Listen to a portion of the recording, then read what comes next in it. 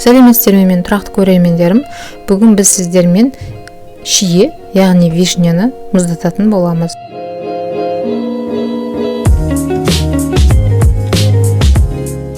Біз ең алдымен шиені жапырақтарынан, сабақтарынан тазалап аламыз. Және сонымен қатар ішінде жарамсыз шиенің өздерін де алып тастаймыз.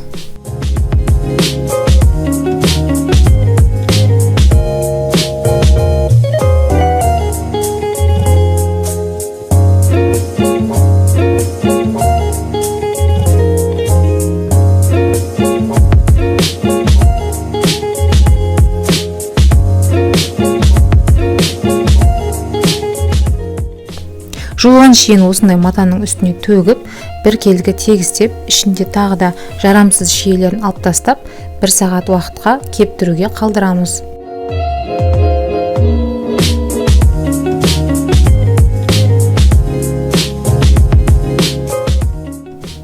Жалпы шиені қыстың күні балаларға компот қылып бергенге және түрлі пирогтарға қосқанға өте таптырмас дүние.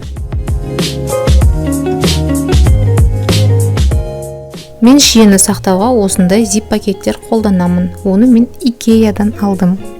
Сіз кез келген басқа да ыдысқа салуыңызға немесе пакетке салуыңызға да болады. Пакетке салу барысында пакетті жартылай ғана толтырамыз. Себебі біз оны тегістеп қоюымыз қажет.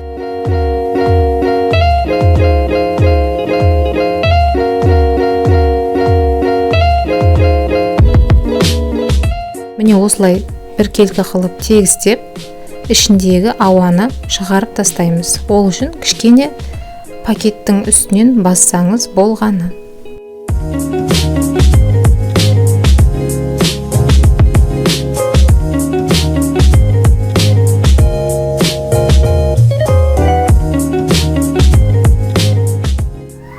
Шиені мұздатқышқа салғаннан кейін 1-2 сағаттан кейін пакетті тағы да қозғап қойсаңыз күшті болады.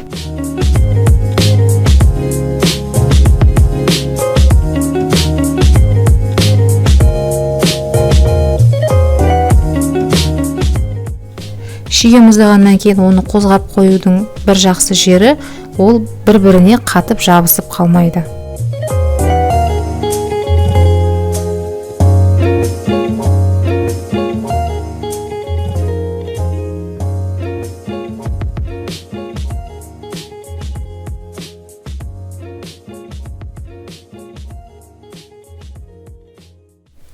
Бір коробка шиеден менде осындай пакеттің 8-і шықты.